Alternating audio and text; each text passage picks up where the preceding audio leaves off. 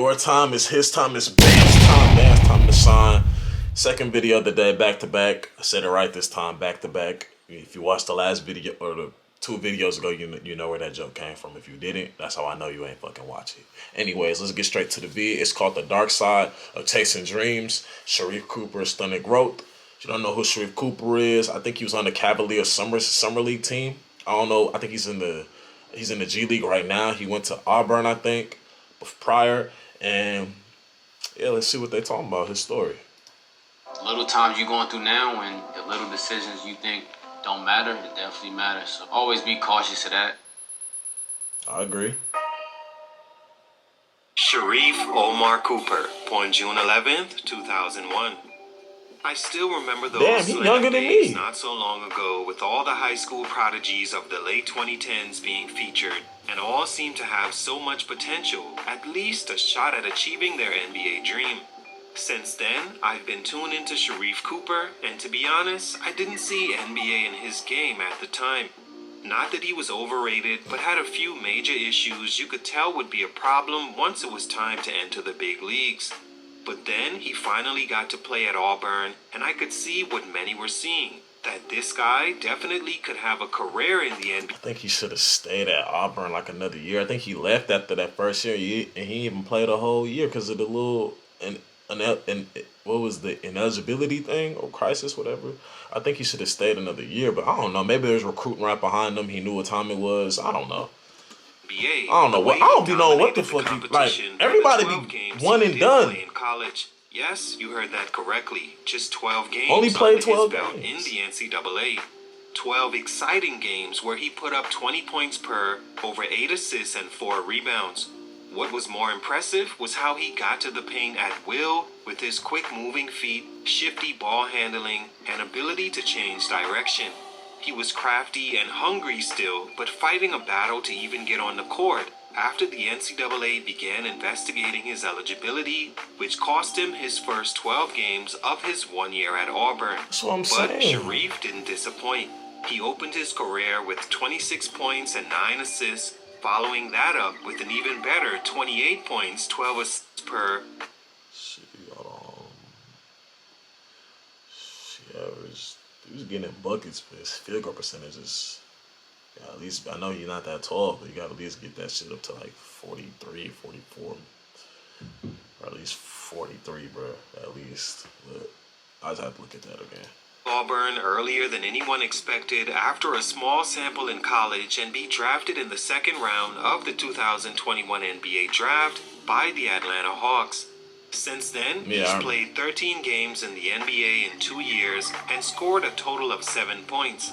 Sharife's story, in a lot of ways, is a good example of the pitfalls of circumstances. But I saw something on Twitter. He was talking about, y'all always say stuff at a, like, he dialed it down, like he got hurt or something. There was something that blocked him from, it was something that he said. Hopefully they talked about it in this video. Not being in the player's favor. He's most recently been waived by the Cleveland Cavaliers after an unnoteworthy 2023 Summer League where he averaged 4 points, 4 assists, 3 turnovers, and shot 18% from the field and 18% from 3. His options as of now will be to return to the G League in hopes he develops what scouts feel he's missing, or to embark on an overseas journey, one that means being outside the NBA umbrella, in hopes an NBA team maybe takes notice. It ain't always making it to the league as soon as possible, but being ready to stay there. Sharife Cooper learned the hard way. Will he ever get back? We'll see. What happened? Let's talk about it. Yeah, it's your boy JC Stunted. Because there was something that he said that happened that nobody wants to include in his story, and I think that was bothering him. I saw it on Twitter, like probably like at least it was like last year or 2 years ago at the most. Nah. Sharife Cooper is a quote 6-foot point guard from Newark, New Jersey, but moved to Atlanta at 6 years old. He has 2 sisters, one of which played in the WNBA, and a twin brother that plays basketball as well. He had a twin brother. Throughout high school, Sharife excelled immediately. Oh, he got a fraternal twin. As a freshman, he led his team to an almost undefeated record, and by sophomore year, was dropping 40 on top recruits. He really hit the radar as a junior, averaging 27 points, over 8 assists, 5 rebounds, and 4 steals a game, winning the school's first state title. These dudes out of He state, was Georgia's Mr. they Basketball be and Gatorade Player of the crazy. Year. 27 in high He school, would go bro. on to I've have a never met any. McDonald's The highest All-American I senior know, year, where not long after it's he like left 22, school, bro. his jersey was retired as the most successful player in school history. Sharife chose Auburn for college ball, but held out by the NCAA to investigate if Cooper received illegal benefits tied to his sports agent father. He sat out 12 games, but the next 12 were his most exciting. Stunt number 1, leaving school too soon. That's what I just said. That was This growth stunt has to be the most recurring when it comes to the NBA journey. because you seeing your mates, you seeing Jalen Green, you seeing, I think, Josh Christopher getting drafted number 24. You seeing your mates, you like, damn, I'm finna join them. Versus just your own job. I don't even know if Josh Christopher's in the NBA, but shit, he still accomplished a big goal. He got to the NBA. I don't know if he's there anymore. I know he got traded to Memphis, but I haven't seen any gameplay. He might be in the G League. But yeah, that's what I said. Like, I think a lot of them, they leave school a little too. I don't know what the situation was. Maybe there was another investigation that would have possibly let him not play the first 12 games again his sophomore year in college. I don't know, but On one side, I understand the mindset of leaving early, because who knows what tomorrow holds. yeah, that's what it is. That's what I just said. I said maybe they're drafting right behind him. Even though you put up 20 a game, you know, even though he didn't shoot that well. He shot 39% from the field, but looks like he was getting a lot of burn, a lot of touches.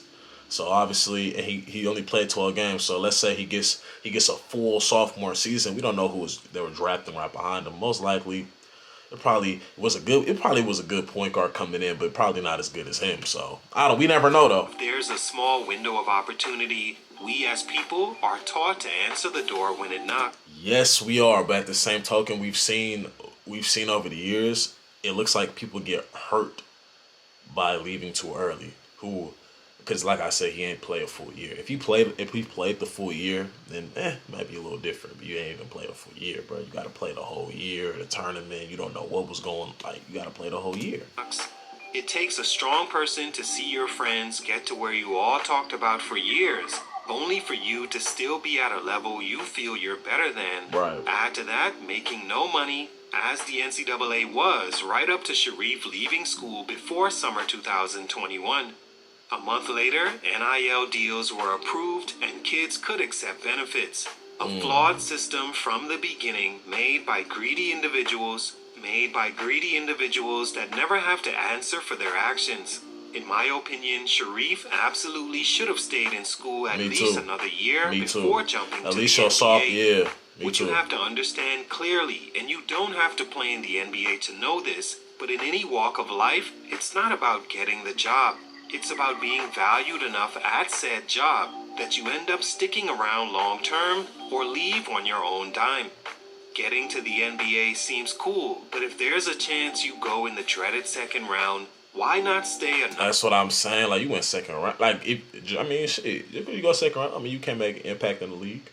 But I think personally, it would have been better. I'm not trying to talk down on him or nothing. I've spoke highly, but I think personally it would have been smarter to stay a year at college, because you're not making any money. We don't know his living situation. School is obviously paid for.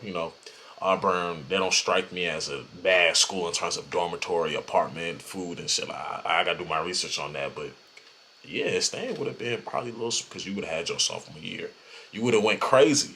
You probably would have did good. Another year and dominate the competition even more. In Sharife's case specifically, barely 6 foot or under point guards enter the league every year. It's the most unneeded position in the history of the game. To be that, shoot 27% from 3, only play 12 games, and leave school with a losing record? With only a second round guarantee, spells a waste of time. Cooper simply wasn't experienced enough to give himself the best shot at staying in the league. Drafted, yes, but that's largely due to the YouTube and social media clout a prospect can get nowadays. But ready to compete for a job?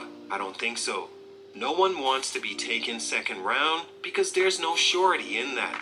A team can release you at any time or send you to the G League half the season on two-way deals till you realize it would have been much easier to play another year in school.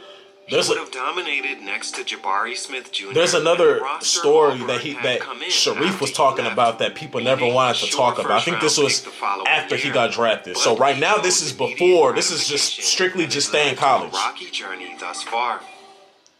Stunt number 2, he can shoot. The Mega Power Frunk with 400 liters of storage. The biggest problem Sharife faced outside his height was his three-point shot.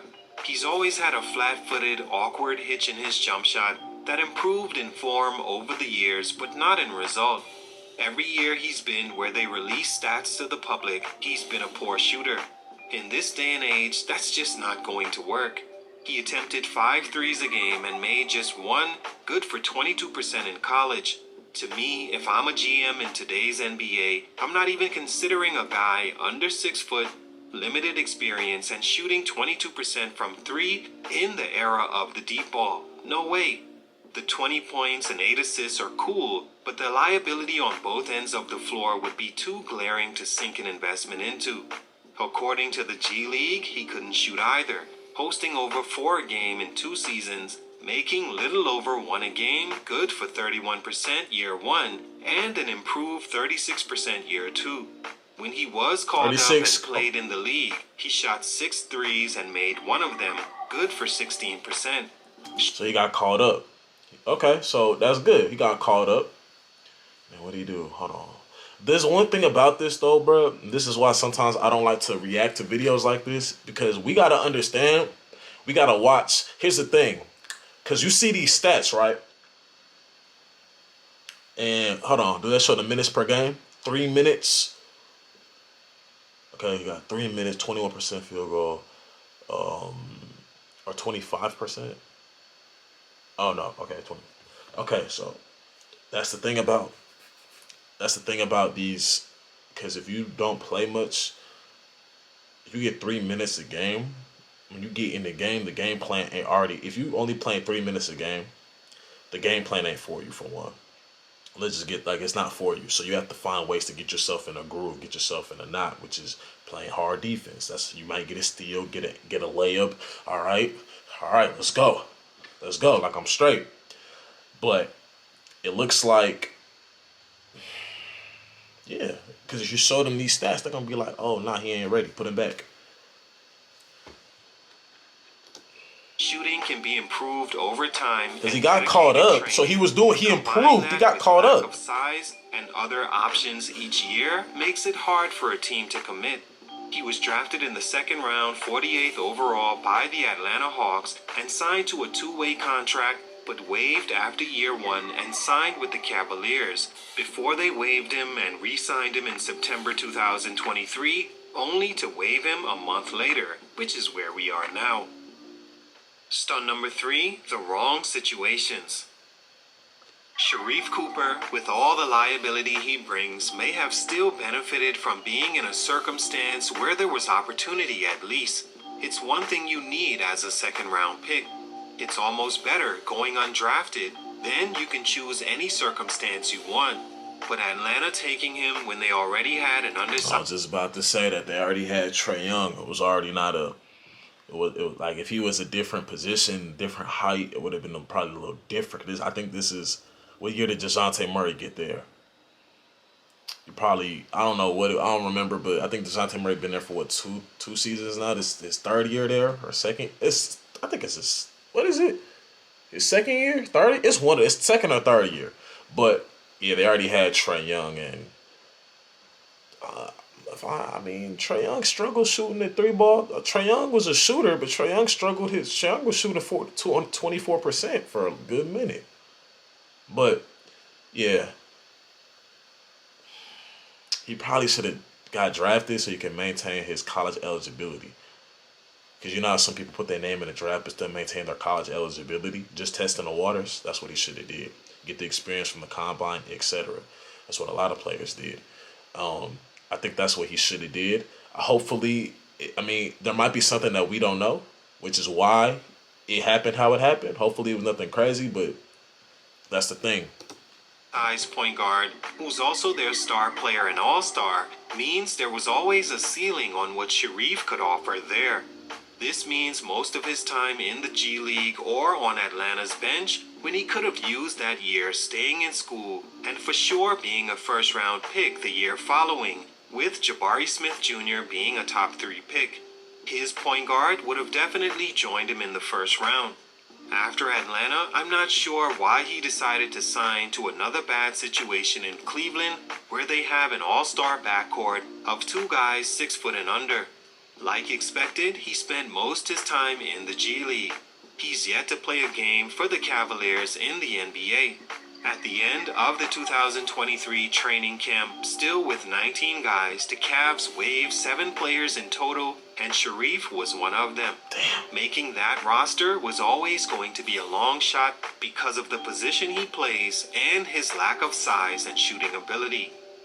All in all, Sharife Cooper, in my opinion, moved too fast and should have stayed in school. He's shifty as It led hell, down bro. an He uncertain played road, at such an and by the amazing looks of pace. it, will lead to the G League or overseas for him for the foreseeable future. He has game, but the NBA isn't valuing him like they would have had he been a first-round pick and could show his talents. But he declined the long route, and for these reasons, his growth is being stunted. Salute, much respect. It's your boy JC Stunted Growth, and I'm out. Y'all heard me say in the beginning, I think he should have stayed in school too. We all I done made terrible decisions. Everybody make terrible decisions, but this terrible decision, hopefully it don't cost you entirely. You can still get to the G League, show yourself, prove yourself, play overseas, show yourself, prove yourself, make some good money, and then shit, you get called up to the league, you get called up, you get a little stronger, the jumper gets better. All the following, man. Y'all like this video, make sure to like, share, subscribe if you are new, and I'm gone.